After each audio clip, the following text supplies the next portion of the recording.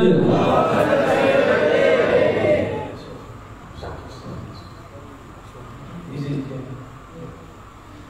Assalamualaikum warahmatullahi wabarakatuh. Alhamdulillah an'amana bi ni'matil imani wal islam wa atammana bi ni'matil ihsan wa ja'alana al-an fi ma'had daril ihsan. Amma ba'du. Sah daril ihsan.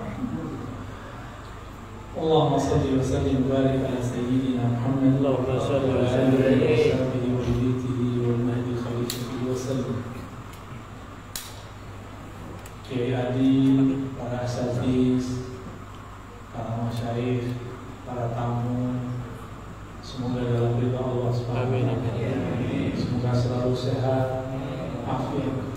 Kalaupun dikasih sakit, semoga ridha. Amin. Kalau sedang diberi kebaikan, syukur, berbagi.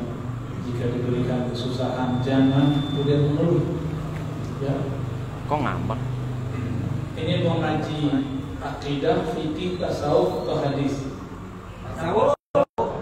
Tasawuf. Baik.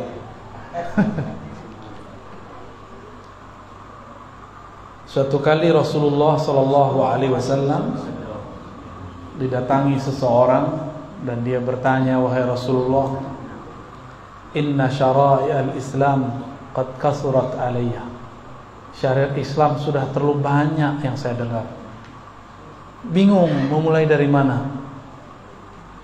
Tolong tunjukkan aku amalan yang mencakup semua itu. Lalu baginda Rasulullah SAW mengatakan, la yazalu lisanuka rataban bidzikrillah. Jika syariat Islam terlalu banyak bagimu, ilmumu sudah kebanyakan, lalu kamu bingung mulai dari mana, maka ketahuilah amal yang paling mencakup semuanya, tujuan dari amalan itu cuma satu, zikrullah. Maka kemudian Nabi mengatakan, la yazalu lisanuka ratban bi dzikrillah. Lisanmu senantiasa basah, tergerak untuk menyebut-nyebut nama Allah. Lisan itu ada dua, ada lisan zahir, ini dia. Ada lisan batin, lisan qalbu. Tujuan dari lisan ini supaya lisan yang di qalbu ikut berzikir. Duluan mana yang berzikir? Qalbu atau lisan? Qalbu. Itu mukmin namanya. Tapi kalau duluan lisan, itu namanya munafik. Imam Ghazali ditanya muridnya mengenai tingkatan orang baca zikir. Apa kata beliau? Tingkatan pertama, lidah membaca, hati melayang. Benar ya? Baca la ilaha illallah, pikiran kemana-mana. Benar. Itu sebenarnya sudah munafik kecil itu. Karena idza hadatsa kadzaba. Kalau dia berbicara, dia bohong. Dia mengatakan la ilaha illallah tapi qalbunya melayang-layang. Maka itu munafik kecil. Nifaq sughra. Munafik kecil. Itu berbahaya kalau dibiarin. Ya. Oleh karena itu kalau baca la ilaha illallah harus bersamaan qalbu dengan lidah. Bahkan mulai dari qalbu. Saya lihat ini ada foto Syekh Fadil ya, Said Fadil. Pernah menginjakkan kaki di sini? Ya? Pernah ya? Beliau zuriat Syekh Abdul Qadir Jilani dan yang menyelamatkan karya-karya Syekh Abdul Qadir Jilani. Ya, salah satu pemegang sanad kitab-kitab beliau lah ya. Syekh Abdul Qadir Jilani itu keturunan Sayyidina Ali. Jadi beliau Sayyid juga. Maka disebut Sayyidi Syekh atau Sidi Syekh. Dan ajaran beliau yang paling dikenal adalah ajalan la ilaha illallah, baik zikirnya keras ataupun lembut. Maka sekarang dimanapun di dunia, kalau ada orang zikirnya sedikit keras, la ilaha illallah, itu pasti murid-murid daripada orang yang bersanad bersilsilah kepada Syekh Abdul Qadir Al-Jilani. Ya. Syekh Abdul Qadir Al-Jilani mengajarkan kalau baca la ilaha illallah supaya sesuai qalbu dengan lisan, maka ada pemaknaannya. La ilaha itu nafi, menolak selain Allah. Illallah hanya menerima Allah semata. Ya. Duluan mana? Menolak atau menerima? Coba buka ayat kursi. Allahu la ilaha illahu. Allah dulu baru la ilaha illahu. Allah itu isbat, kita tetapkan dulu nama Allah di qalbu, baru baca la ilaha. Ilaha dengan pikiran. Maka kalau orang belajar zikir dalam thariqah, itu pasti la ilahanya diarahkan ke pikiran. La ilaha, itu kan? Itu rahasianya begitu. Karena pikiran ini bisa mikir banyak. Kalau kolbu nggak bisa banyak, kolbu cuma satu. Kolbu hanya mampu memikirkan satu, hanya mampu mengarah kepada satu, nggak bisa dua. Ya, tidak ada dua kolbu di satu dada, nggak ada. Ya, nah, ini tips. Jadi kenapa nih kita kalau zikir la ilaha illallah nggak ada rasanya? Karena tidak mengikuti teknik ayat kursi. Nah, ini teknik ayat kursi. Sebelum baca la ilaha illallah, sebut dulu nama Allah di qalbu. Allah, Allah, Allah. Isbatkan dulu, tetapkan dulu nama Allah di qalbu. Baru baca la ilaha, dihunjam lagi ke tempat qalbu yang tadi baca Allah. Illallah. Kalau nur ketemu nur, disebut nurun ala nur. Nama Allah itu cahaya. Kita masukin lagi nama Allah, cahaya lagi. Cahaya berlapis-lapis cahaya.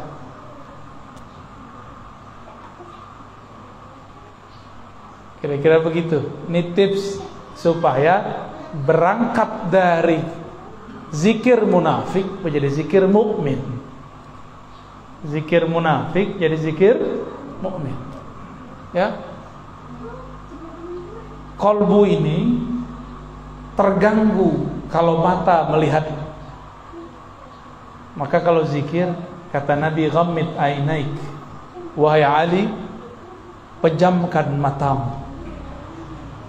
Jadi kalau zikir, mau subhanallah, mau alhamdulillah, mau Allahu akbar, apalagi la ilaha illallah, pejam mata ya.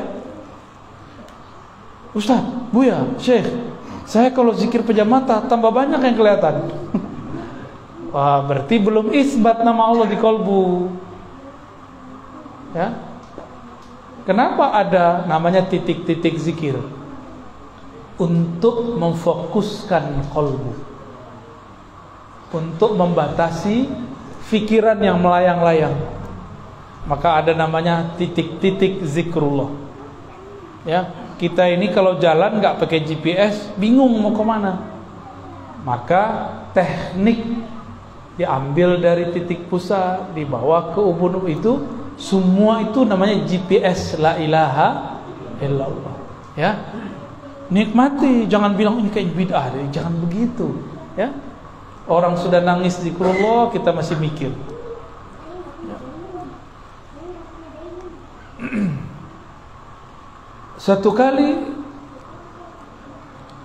Nabi bercerita, nanti kelak di akhir masa, yaitu hari kiamat, pada masa hisab dan mizan, ada seorang hamba dalam track record hidupnya tidak pernah berbuat baik secara zahir. Ketika dihisab, semua laporannya disebut sijilat, lembaran-lembaran laporannya, semuanya maksiat, maksiat, maksiat, maksiat, maksiat. Akhirnya ketika mau ditimbang, apanya yang mau ditimbang? Semuanya maksiat. Sepanjang mata memandang laporan, semuanya maksiat. Pohon lapor, dia maksiat. Binatang lapor, dia maksiat. Malaikat lapor, dia maksiat. Tanah lapor, dia maksiat. Dia diam aja. Ini orang diam aja. Di dalam hatinya menyimpan satu rahasia. Ya. Malaikat azab dalam hadis Imam Baihaqi dan Imam Tirmizi, dua riwayat ya, menyebutkan bahwa malaikat azab kemudian menarik dia untuk diseret masuk neraka. Maka dirantailah orang ini dengan rantai yang sudah disiapkan oleh malaikat azab. Tapi belum rantainya itu sampai, tiba-tiba Allah berkalam, wahai malaikatku yang sedang bertugas, ada satu hal yang belum kalian periksa, satu hal yang belum kalian timbang. Apa itu? Bedah isi dadanya, bedah isi kolbunya.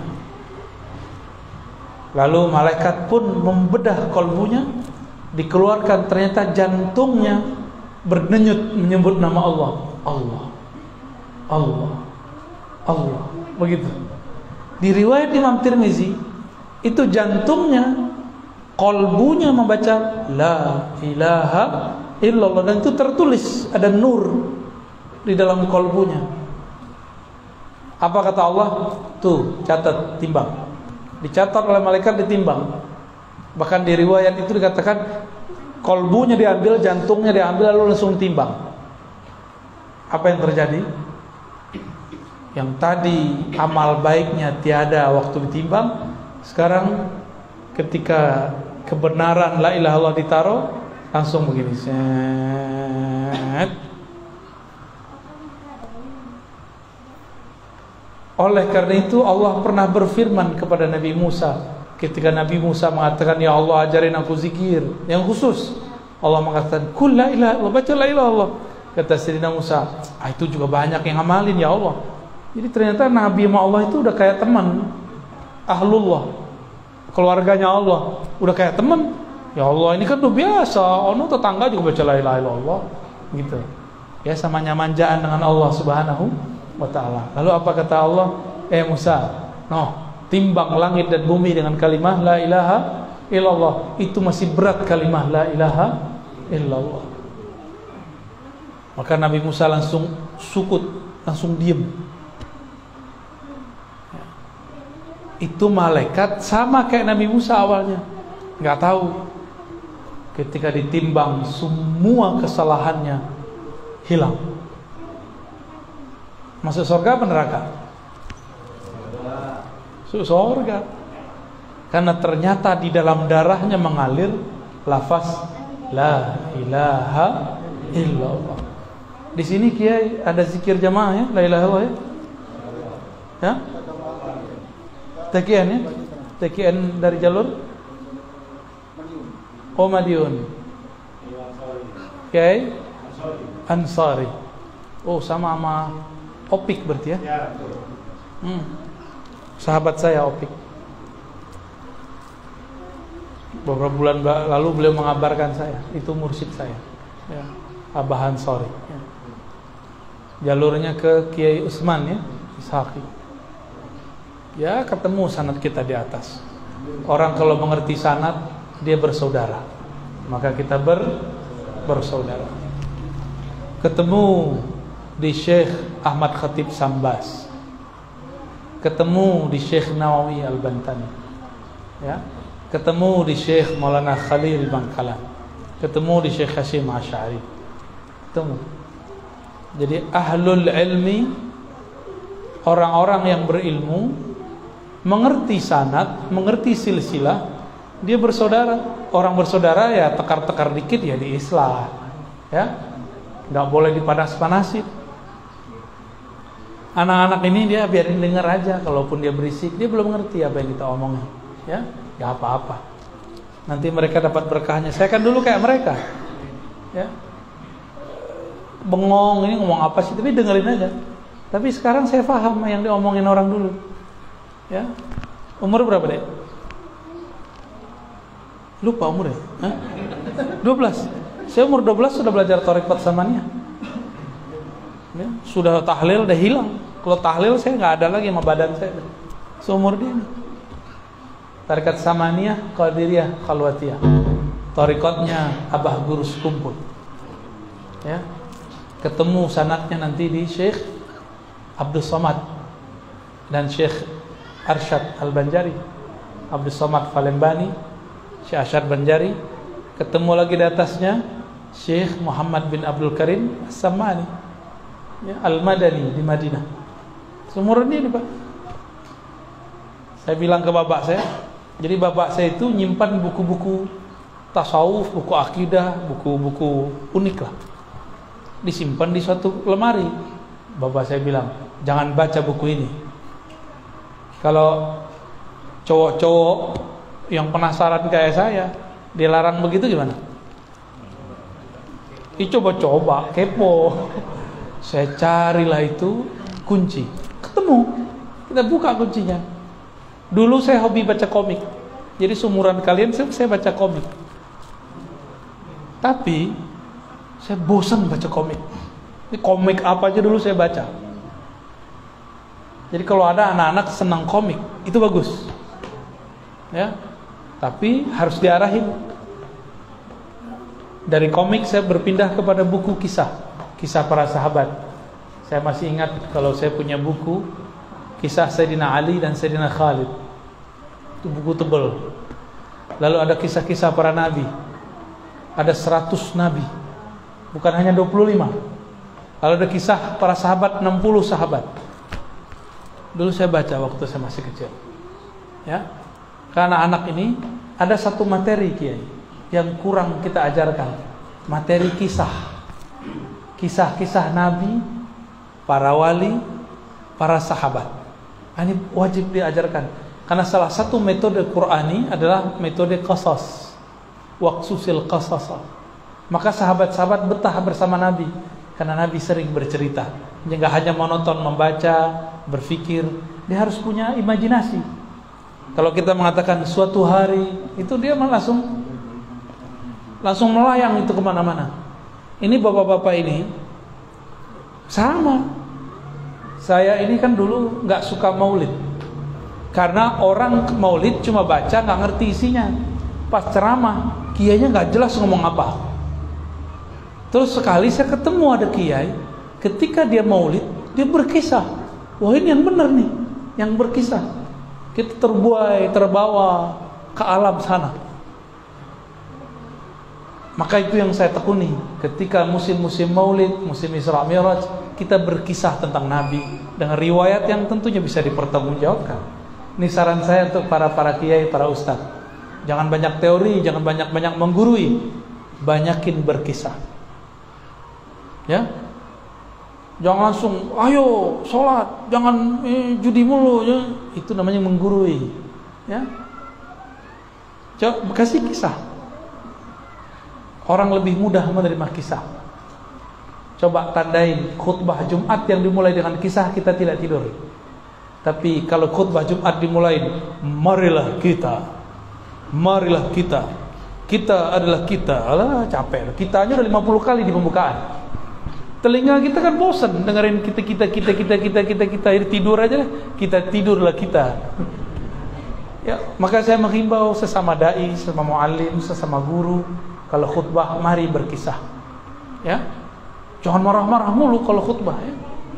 Hiburlah kalbu murid. Kata Imam Junaid, al-qasasu jundun min junudillah. Kisah-kisah itu adalah tentara dari tentara-tentara Allah.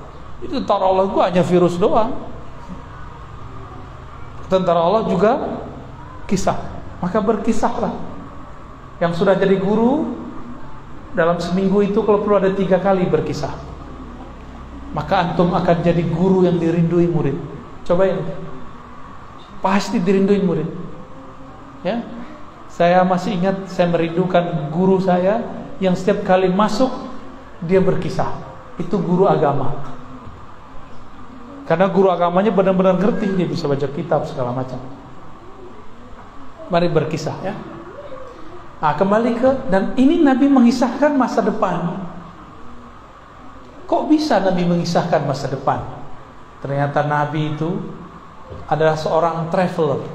Apa arti traveler? Penjelajah, time traveler, ya, penjelajah waktu. Kok bisa? Kalau di film-film kan ada mesin waktu. Itu mah terlalu ngayal. Allah berfirman, "Ana dahru," akulah sang waktu. Maka mendekatlah kepadaku. Kira-kira begitu kalau dimaknainya. Aku akan bawa engkau jalan kemanapun engkau mau. Itu kalau dimaknain. Dibawa ke masa lalu, dibawa ke masa depan. Itu biasa kalau kekasih-kekasih Allah itu biasa. Ya. Jadi apabila seseorang memasukkan nama Allah di kalbunya, maka dia akan mendapatkan seperti yang dikisahkan Nabi sallallahu alaihi wasallam. Kalbunya menjadi berkualitas. Para guru, para ustadz, saya lihat ada beberapa ustadz. Kenapa kata-kata kita tidak mengena di kalbu murid? Karena di kalbu ini nurnya belum hidup, materinya belum berat. Untuk membuat dia berat dan membuat senjatanya tajam, maka asahlah dengan kalimat la ilaha illallah. Itu dia akan tambah tajam. Jika ada tabir penghalang, dia akan robek. Jika ada kalimah yang keluar, kalimahnya akan menjadi berat dan tembus langsung ke dalam kalbu. Ya. Maka saya memperhatikan guru-guru yang ahli zikir, kata-katanya sederhana tapi tembus ke dalam kalbu. Padahal yang dia katakan sama seperti yang dikatakan orang lain. Tapi kenapa ketika guru ini yang ngomong, kok enak di kalbu? Ternyata dia kalbunya penuh isi. Maka ketika dia menembakkan kalam-kalam, di situ ada isi kalimatullah. Ya, masuk ke dalam kalbu kita, menjadi sesuatu energi yang luar biasa. Inilah yang membuat kita itu kecanduan ikut pengajian. Kan ada yang ikut pengajian, nggak enak, nggak kelihatan. Ada yang ikut pengajian, emang dia butuh, dia rindu. Karena dalam kalam-kalam guru yang kalbunya bercahaya, itu ada penerang kalau kita masuk. Di dalam kalamnya ada sesuatu rahasia yang berat. Jika masuk ke dalam kalbu kita ikut menjadi berkualitas. Kita ini sering nabung duit, benar ya? Benar. Orang kalau banyak tabungannya bisa bagi-bagi nggak? Bisa bangun rumah? Bisa beli apa aja? Sama. Orang kalau sering nabung kalimah Allah di kalbu, dia punya tiket khusus kepada Allah. Ya. Dia mau apa aja, tinggal tabungan nama Allahnya dia pakai. Ya. Itu sebabnya aulia-aulia Allah ini la khaufun alaihim walahum yahzanun, enggak ada rasa takut. Qulubu auliaillah bunukul asma wal af'ali was sifat. Ya. Bunuk, apa arti bunuk? Jamak dari bank. Kolbunya para wali adalah banknya nama, sifat dan af'alnya Allah. Ya. Kalau orang-orang yang sudah jadi kekasih Allah, dia nabung nama. Karena kolbunya sudah menjadi bank nama Allah, maka dia bisa bagi-bagi nama. Ya. Bahkan ada yang lebih dari sekedar bank, dia menjadi seperti orang-orang yang kaya, yang sudah bingung duitnya mau diapain, dia bagi-bagi aja. Distributor, terus dibagi ke siapa aja. Jadi kalau orang mulai bekerja umur 20-an, umur 30 udah nanjak karirnya, umur 40 sudah sukses. Benar? Udah mapan. Udah mapan biasanya. kalau dia kerjanya umur 20. Kalau dia mulai kerja sebelum umur 20, umur 30 sudah mapan. Sama orang yang melatih kolbunya sebelum dia dewasa, belum dia tua, dia sudah matang. Itulah Sayyidina Ali. Sayyidina Ali umur 8 tahun sudah dimasukkan nama Allah dalam kolbunya. Maka ketika beliau masih sangat muda belia, beliau sudah menjadi gurunya para sahabat. Dan Nabi mengatakan, Ana madinatul ilmi wa aliyun babuha.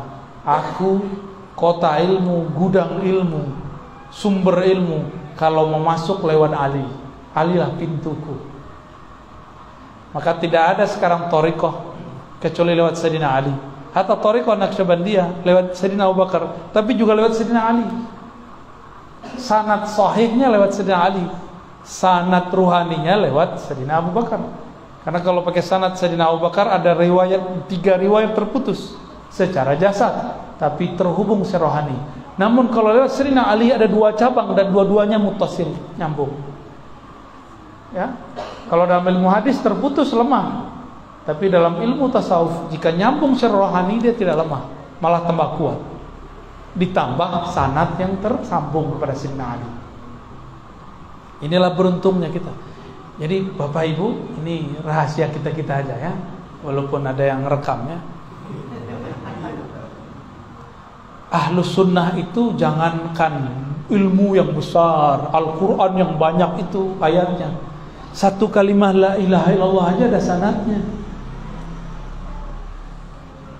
Satu kalimah la ilaha illallah ada sanadnya. Bahkan dipecah kalimah huwa itu ada sanadnya. Hu Allah ada sanadnya. Zikir hayy ya hayyu ya qayyum itu ada sanadnya semua. Apalagi Quran, apalagi sholat, apalagi ilmu ma'rifat, bersanad semua. Nggak ada yang bersanad kita. Saya jenggot aja ada sanadnya nih Pak. Kenapa saya berjenggot sedikit Pak? Nggak sepanjang Bapak itu ya. Sepanjang Bapak itu jenggot saya jadi ke timur, la syarqiyah wala gharbiyah dia. Nggak ke timur ke barat, nggak jelas ya. Susah bisa punya serapi itu tuh ya. Ini jenggot saya pertahankan karena dulu kita dalam ijazah guru saya jarang berjenggot. Tapi giliran mau muridkan hadis jenggot, beliau panjangkan sedikit. Karena ada namanya ijazah al-musalsal bi qabdil lihyah. Ijazah hadis sebagaimana dulu Nabi pernah memegang jenggotnya. Lalu Nabi ngomong. Maka guru saya menyampaikan hadis itu sambil megang jenggotnya, walaupun cuma jenggotnya dikit. Itu ada sanadnya. Nanti minta ke guru Jailani. Ya. Setelah Abuya Ahmad Syarwani ya, wafat, itu salah satu pemegang sanadnya adalah guru Jailani. Minta ke sana, sanad musalsal namanya. Mohon diagendakan Ustaz. Beliau ini terlalu tawadhu, nggak mau pamer-pamer sanad. Ya, saya baru ngambil sanadnya. Mungkin saya yang pertama ngambil sanad dari luar ya. Dan saya deklarasikan diri saya murid beliau. Ya, tolong diterima saya jadi murid Pak Kiai. Saya ngomong begitu. Ya. Dan itu tidak membuat diri saya hina. Jadi kita kalau jadi murid orang justru itu menambah kemuliaan rohani. Kalau sebagian orang kan gengsi, masih muda gitu. Itu nggak sopan tuh ngomong begitu ya. Jadi jenggot ini ada sanadnya nih Pak. Hampir kalau celana nggak ada sanadnya, nih bid'ah ini ya. Kalau ini ada sanadnya nih. Tasbih aja nih ada sanadnya. Ini ada sanadnya. Jadi nggak ada kita punya amal kecuali kita bersanad lah dituduh bid'ah. Dia bilang wirid pagi sore kita bid'ah. Dia bilang zikir ba'da sholat kita, tahlil kita bid'ah. Kan lucu. Nabi ngomong syariat Islam yang paling mudah kamu kerjakan La yazalu lisanuka ratban bi dzikrillah. Lisanmu senantiasa sibuk basah menyebut nama Allah.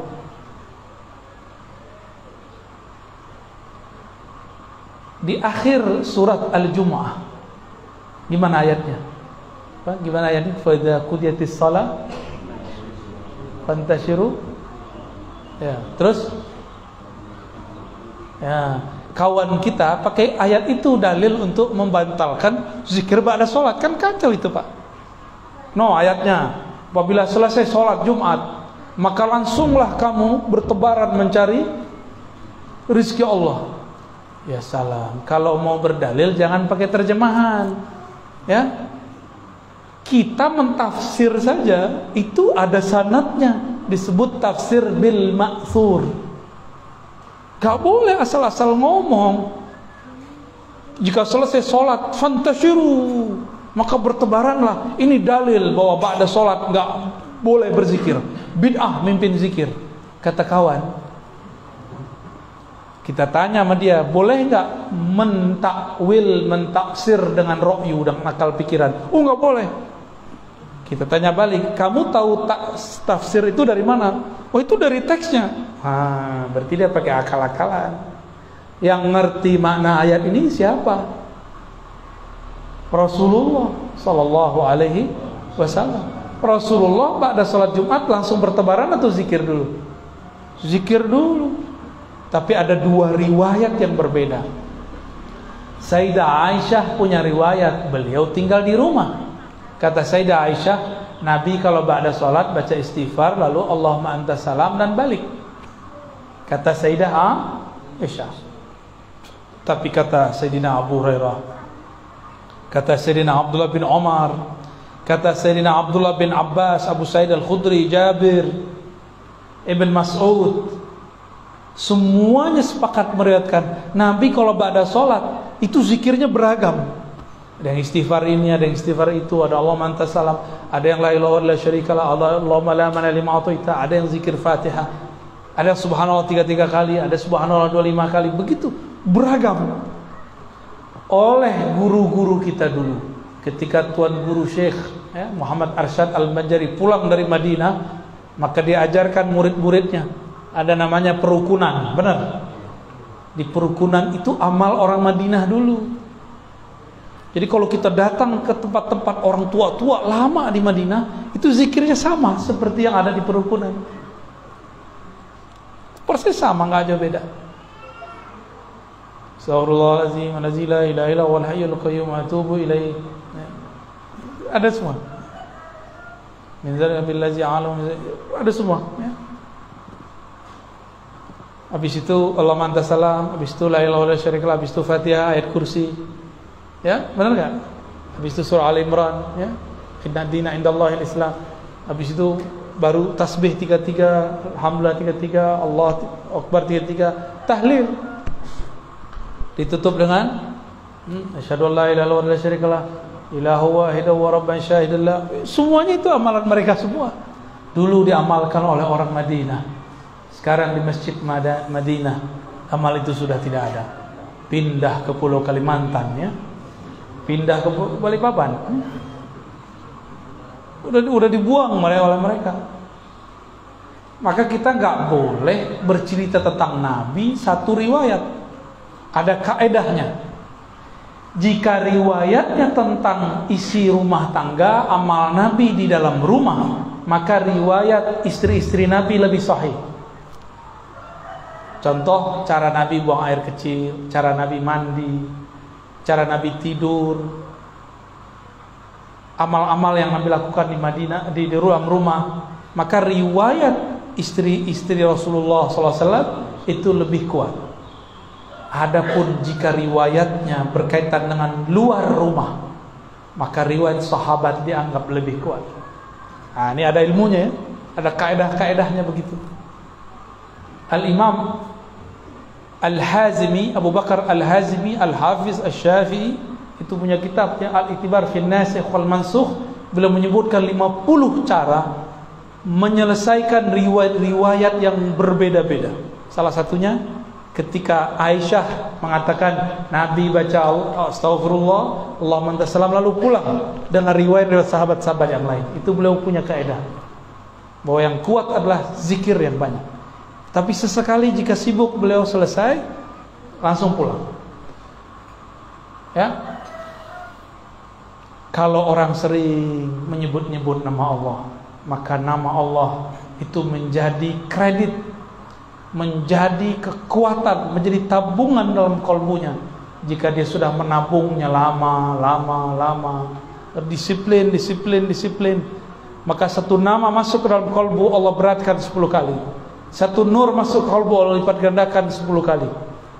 Orang ini kalbunya nanti akan lebih terang daripada orang lain. Ya, lebih terang. Orang ini kalau punya kalamnya lebih berat, lebih terasa daripada orang lain. Kira-kira itu. Ini masih jam 11 saja nih Kiai. Wah, kebalikan 11. 1 tambah 1 sama dengan 2. Ya. Selisih ini sudah disyahadatkan. Syahadat orang Balikpapan udah. Itu jam akhirat kali ya.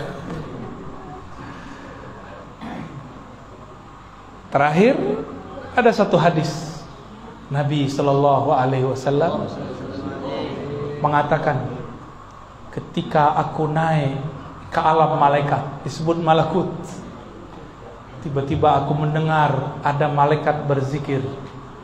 Ya? Apa zikirnya?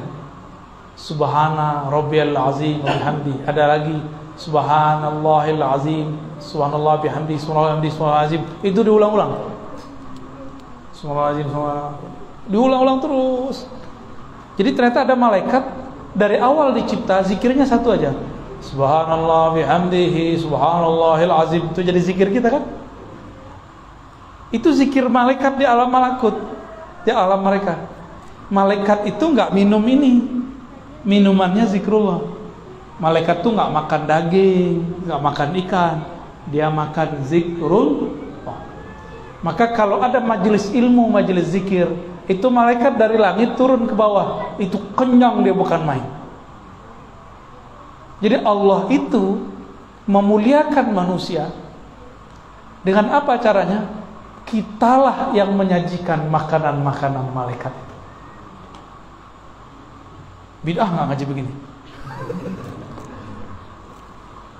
Jadi lebih mulia siapa sebenarnya? Yang ngestok makanannya malaikat kita sebenarnya loh ya. Itulah rahasianya. Ini rahasia kita yang kedua, yang terakhir. Kenapa rumah wali-wali Allah senantiasa didatangi, dikelilingi malaikat? Karena mereka dapat sajian terus di situ. Sebagaimana Sayyidina Ibrahim, setiap kali ada tamu datang dia buatkan makanan. Dia lupa kalau yang datang, karena saking asiknya. Beliau ini hore, kalau ada tamu, beliau girang sekali masak untuk tamu. Kalau kita kan, datang lagi nih, wah beban lagi nih, gitu ya. Nabi Ibrahim bukan orang kaya, tapi beliau menyediakan beberapa ternak.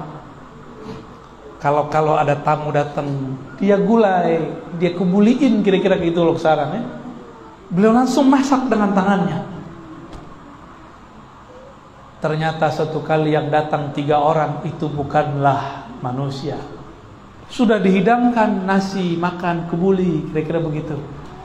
Nggak disentuh. Malaikat minat nggak sama nasi? Minat nggak sama gandum? Minat nggak sama daging? Sama janda aja dia nggak minat. Sama gadis aja dia nggak minat. Itu malaikat. Kalau kita mah minat-minat aja kan. Karena kita bukan malaikat. Karena belum asik, di situ belum sadar. Jadi rutinitas kita kadang membuat kita terhalang daripada memandang rahasia-rahasia. Maka saya apresiasi siang-siang bolong begini, jam kerja masih pada datang ke majelis ya. Gak ngantuk-ngantuk lagi, tidur lagi ya. Aji, itu ruh antum tuh yang bawa sini tuh. Ya.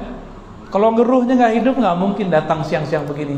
Kalau orang yang akalnya lebih kuat dia ngomong, ngapain sih siang-siang bolong ngaji? Ini yang punya Darul Ihsan ini aneh nih.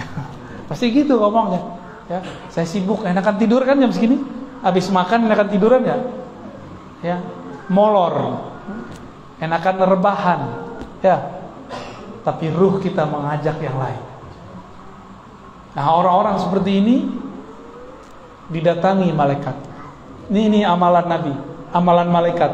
Malaikat mau tugas mau menghancurkan kaum Bani Lut. Nabi Lut itu masih anak pamannya Nabi Ibrahim. Maka ini malaikat nih, malaikat loh, malaikat Jibril, pemilik jenderal bintang 4-nya malaikat, turun sowannya sama Nabi Ibrahim, sowan dia. Maka ini sunnah. Kalau kita sampai di satu negeri, satu kampung, kita bilang kepada orang yang membawa, bawa saya kepada kiai tua, kiai sepuh, ulama bersanad. Ini sunnah. Ya, terima kasih tadi panitia ya sudah membawa saya kepada Kiai Jailani, ya pewaris sanadnya Kiai Ahmad Syarwani dan anak-anak beliau tadi, ponakan beliau tadi. Ya, Al-Banjari tadi namanya. Syukran. Semoga pesantren ini dapat keberkahan Kiai. Ya, amin ya rabbal alamin. Amin ya rabbal alamin. Ya, wassallallahu ala Muhammad. Silakan kalau ada, silakan dipilih Kiai. Antum Sundawi wala Jawi? Oh, pindah di Sunda. Tapi nama Kiai Adi Mulyono. Jawi. La Sundawi. Ya, baik. Assalamualaikum warahmatullahi wabarakatuh. Assalamualaikum. Saya nama Haji Yuswanto namanya. Jawa ini. Yuswanto. Ya orang wong Jawa. Jawi. Jawi Trenggalek. Trenggalek. Wah, Trenggalek kan? Dia saya mengikuti kajian akhir zaman yaitu Bapak Rohani Kolbu. Dan saya mengikuti insya Allah setiap malam saya tapi ada sedikit yang saya mau sampaikan. Tapi sebelum ke situ saya mau sedikit menyinggung tadi di awal tentang Islam umat ihsan ya. Jadi saya nggak bisa kalau misalkan karena sudah banyak yang tahu tentang ihsan itu sebenarnya apa yang dipisahkan. Tadi banyak yang dipisahkan tentang orang yang maksiat, ahli maksiat. Di situ hakikatnya orang tadi itu senantiasa zikrullah. Hatinya senantiasa sadar kembali fafuru ilallah. Ini bahasanya seperti ihsan adalah ilmu yang sudah dirasa. Maka kalau dia sering menyampaikan kenali dirimu sebelum mengenal Tuhanmu, itu ada di dalam diri yang sadar kembali kepada Allah. Seperti itu. Jadi insya Allah kajian Buya ini bagi orang-orang yang sudah mengkaji tentang rohani akan sampai. Tapi kalau tidak sampai, kita berjaga. Kita harus mohon hidayah kepada Allah, karena yang menyampaikan hati tersebut tadi adalah hidayah. Hidayah itu apa? Ampunan. Maka kenapa hati kita ketika zikir tidak bisa tercapai kepada kejernihan nanti? Karena masih ada hijab. Hijab itu adalah dosa-dosa di diri kita sendiri. Oleh karena itu Buya, saya sebenarnya ingin sekali komunikasi nanti kalau memang ada waktu untuk kajian Buya yang sering menyampaikan tentang Al-Mahdi. Al-Mahdi adalah Imam Akhir Zaman Al-Hos yang mengkonekkan atau menghubungkan kolbu kita itu kepada Allah dan Rasulnya. Jadi ini sebenarnya saya ingin menyampaikan tapi tidak di sini karena nanti bisa menjadi fitnah kalau orang tidak sampai ke situ. Oleh karena itu beliau mohon maaf. Jadi mohon maaf beliau tidak tanya. Saya tidak tanya. Jadi saya syukran. Ya. Saya tidak, karena kajian Buya ini masalah berbakar rohani tidak semua orang bisa menerima. Karena apa? Tadi yang dimaksudkan ihsan tadi itu adalah kembalinya hati yang sadar kepada Allah segala gerak dari kita ini, yaitu berarti gak ada pertanyaan? Tidak ada. Oke. Ada yang mau nanya? Syukran.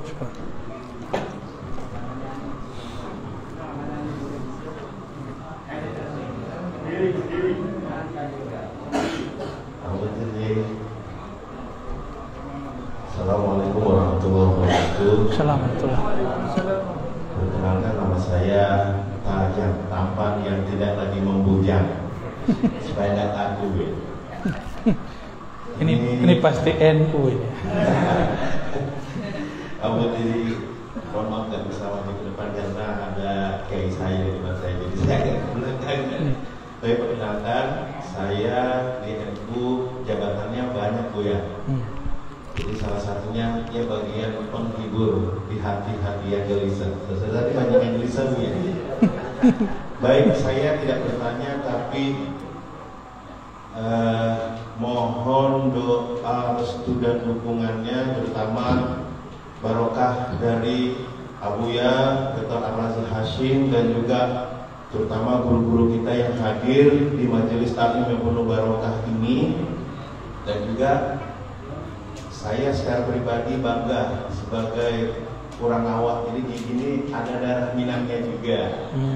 Dan alhamdulillah istri saya asli orang awak, orang Solo, Panyalaya. Jadi alhamdulillah ada orang awak yang ganteng, ilmunya berbobot, sanadnya sampai kepada baginda Nabi Muhammad SAW. Baik, minta doa restunya karena tadi perjalanan ketika saya menjemput saudara saya Pak Haji Jainuddin, saya ditelepon ketua RT 10 bahwa ini adalah klimaks bahwa akan diadakan rapat besar dua warga RT 10 dan RT 11 di mana Masjid Babus Salam di bawah naungan Kelurahan Gunung Samarinda itu akan dikembalikan amaliyahnya ke amaliyah Nahdlatul Ulama. Allahumma sholli ala sayyidina Muhammad.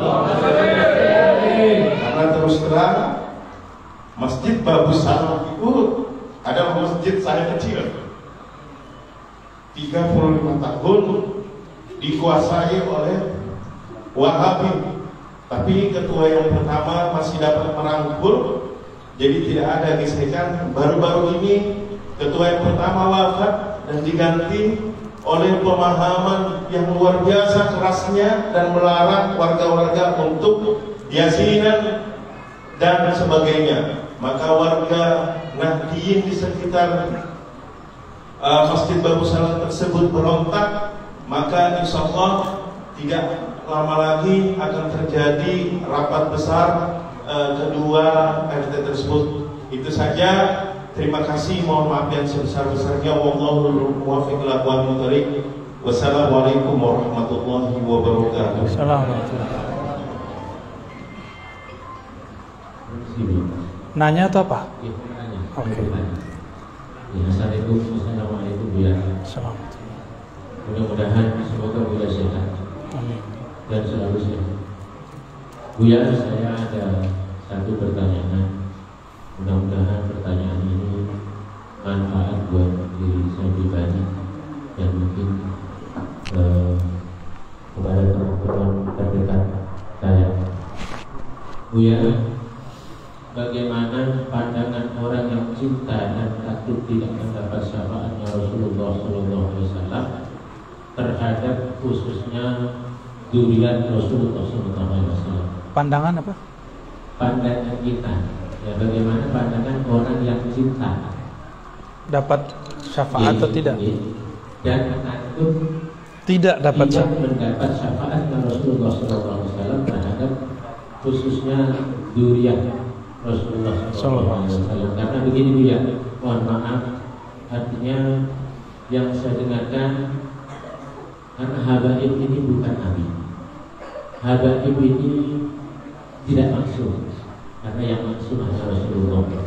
Nah, mohon maaf, satu ungkapan dari hati nurani saya Bu ya, saya dari dulu hanya memandang karena di dalam tubuh dzurriyyah Rasulullah itu mengalir dari Rasulullah. Mohon penjelasan beliau.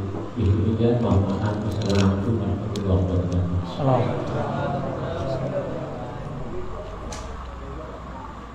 Nabi memerintahkan ahibbu ahla baiti hubban li. Cintai ahlu baitku karena cinta kepadaku. Karena di darahnya ada darahku. Cinta aja. Bukan berarti harus ikut dia.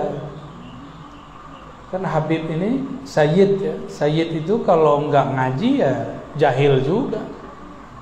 Sayyid kalau nggak bermakrifat, ya jadi musuh Allah bisa. Ada sayyid murtad, ada. Saya kenal beberapa. Ada. Serius. Ada yang ateis juga. Ada yang main-mainin Quran juga ada. Dia nggak percaya dia. Tapi kebanyakan kan ada darah nur yang mengalir dalam dirinya. Makanya para sayyid ini mudah sekali terpanggil kepada Allah Subhanahu wa ta'ala.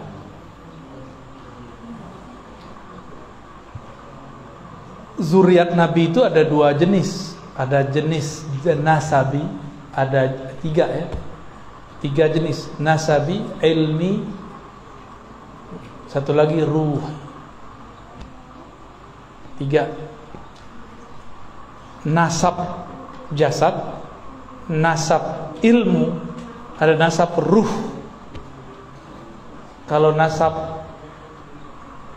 darah, ya jadi sayyid, lahirnya jadi sayyid. Kita yang bukan As-Segaf, yang bukan Al-Aidrus, bukan Al-Haddad ya, bukan Bazar'a, bukan Fam itu jangan coba-coba. Bukan Al-Hamid, jangan coba-coba pakai itu. Ya. Maka tidak boleh menghabibkan, mensayyidkan orang yang belum pasti zuriat Nabi SAW. Tapi ada jalur lain, yaitu ilm. Ini yang dijaga oleh ahli hadis, ahli Quran, ahli fiqih. Ya. Mereka jaga sanad itu. Makanya saya salah satu orang yang ingin termasuk bagian dari mereka. Setiap masuk satu negeri, jika panitianya mengerti maksud saya, pasti dihantar ke guru tua yang bersanad. Ya, biar kita ambil silsilah ilmunya dari fulan, dari fulan, dari fulan, dari fulan.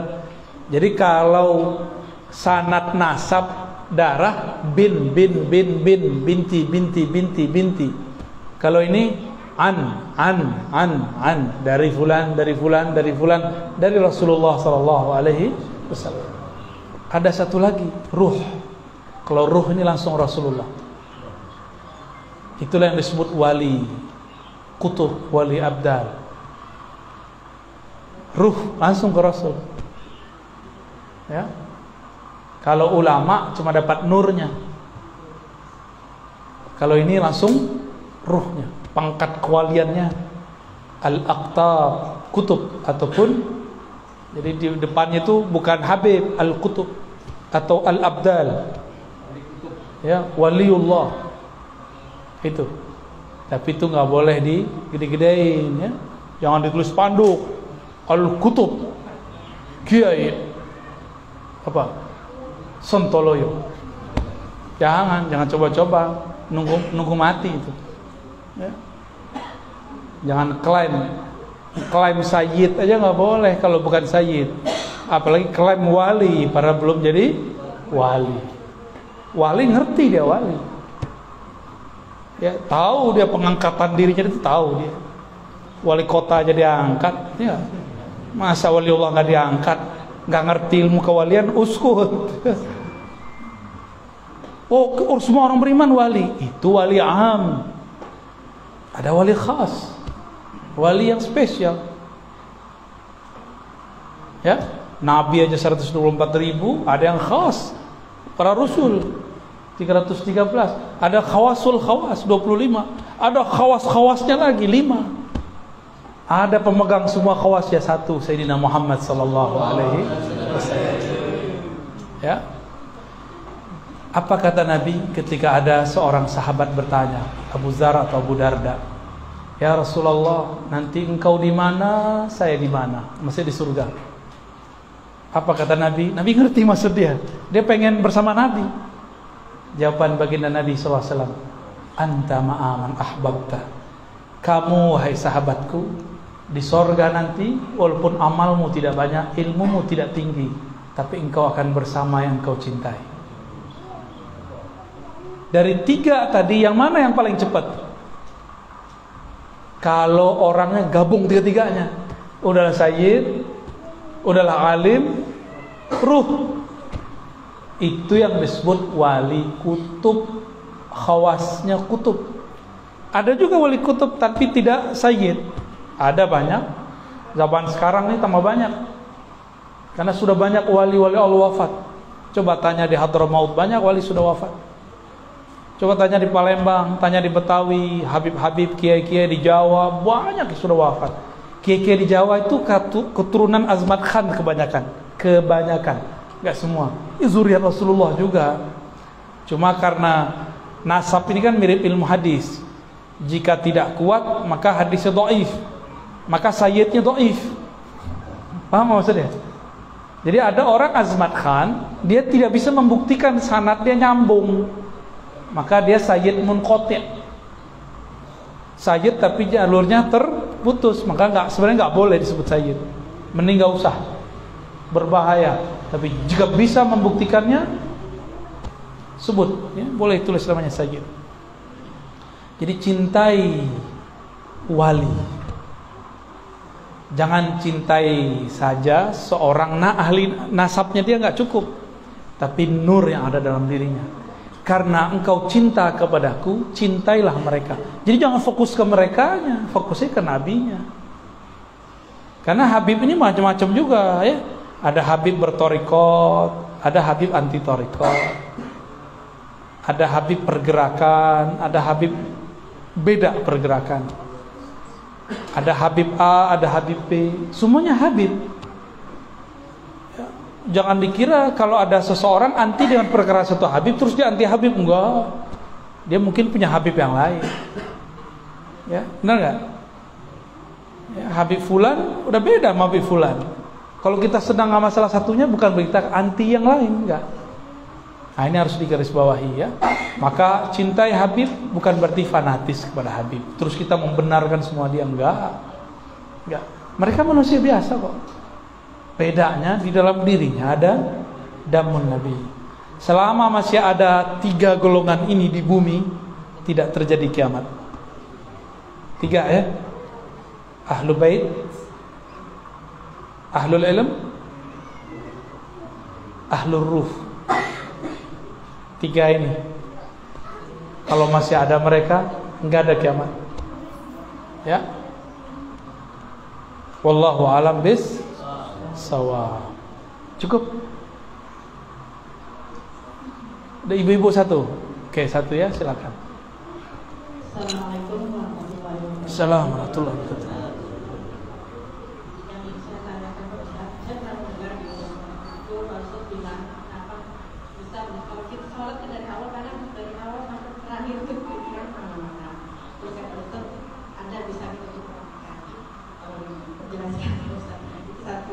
Yang kedua, kalau kita sudah sering mengikuti kajian dari Buya, apakah itu kita sudah nyaman sebagai Buya? Terima kasih. Assalamualaikum warahmatullahi wabarakatuh. Assalamualaikum. Sholat kok pikiran banyak, katanya ada cara cepatnya. Ya, cara cepatnya sebelum sholat ingat-ingat dulu kita mau nyembah siapa. Kenali dulu dia, kita mau nyembah siapa. Kalau kita kenal dengan yang akan disembah, langsung gemeteran di dalam. Karena kita nggak kenal siapa yang kita sembah, maka kita banyak pikiran. Siapa ya? Siapa aja banyak yang datang. Jadi kenali yang disembah, pasti engkau khusyuk dalam beribadah. Gitu ya. Gitu Bu ya, ringkasnya gitu. Lalu gimana caranya? Ya datang dong ke ahlinya. Tidak semua kiai itu ahli ma'rifat. Ahli ma'rifat cuma wali Allah. Wali Allah itu ada yang terkenal, masyhur, ada yang mastur. Pintar-pintarlah mencari. Karena kita tidak mengerti, tanyalah kepada Allah. Sholatlah istikharah, sholat hajatlah, nanti Allah kasih unjuk. Ya, bertanya kepada yang alim. Kalau enggak ntar sholat khusyuk dikira menerjemah. Ya, ada kawan saya punya orang tua kapok ikut pengajian. Orang tuanya trauma ikut pengajian, ikut kursus, ikut daurah. Kenapa? si ustadz mengatakan sholat khusyuk itu harus tahu arti yang dibaca. Kata si bapak aki-aki ini, saya ini bukan anak pesantren, disuruh nerjemah, kacau otaknya. Ya, susah amat khusyuk. Khusyuk itu bukan ngerti terjemahan. Khusyuk itu mengerti siapa yang disembah. Paham? Ya. Mengerti siapa yang disembah, bukan mengerti apa terjemahan. Kalau terjemah di otak, kalau mengenal yang disembah di dalam ruh, di dalam qalbu. Ya. Yang kedua, diakui nggak jadi murid online? Iya diakui, tapi online-nya lewat YouTube ya YouTube ya. Yang penting nontonnya, ngajinya lewat channel yang diizinkan. Kan banyak juga yang motong-motong. Ya, yang saya izinkan itu sekarang ada beberapa. Ada Ribat Naurania, ada Cafe Rumi Jakarta, ada Al Badr ya. Ada beberapa saya izinkan. Saya sendiri belum punya channel pribadi. Mungkin ke depan kita buat sendiri. Ya, udah banyak request biar nggak tabrakan katanya ya. Insya Allah nanti kita buat biar lebih fokus. Insya Allah. Jadi sah sebagai murid. Karena dulu guru-guru kita kalau nggak bisa ketemu mereka kirim surat, minta ijazah kitab, ijazah ilmu, lalu dikirim. Syekh Yasin kirim surat kepada seorang syekh di India. Syekh dari India kirim surat kepada syekh di Maroko, lalu dibalas. Dulu sosial medianya surat, sekarang sosial medianya lebih mudah. Maka seharusnya berguru dan menjadi murid di zaman ini kesempatannya lebih besar. Tapi sesatnya juga lebih besar. Karena terlalu banyak guru di YouTube. Maka dia menjadi wali al-YouTubiyah, bukan wali al-Qutbiyah.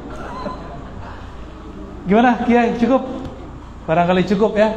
Di sini banyak orang pintar ya, nanti berguru saja kepada mereka. Ya, saya cuma manas-manasin aja ya. Wassallallahu ala sayyidina Muhammad. Subhanakallahumma wa asyhadu an la ilaha illa anta astaghfiruka wa atubu ilaik. Ikuti saya baca salawat ahadiyah. Allahumma ya ahad, salli ala Ahmad. Allahumma ya ahad, salli ala Muhammad. Allahumma ya ahad, salli ala al-Mahdi khalifatika ya Allah ya ahad.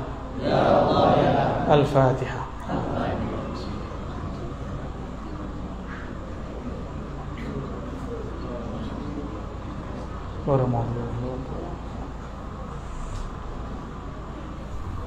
Alhamdulillah Rabbil Alamin.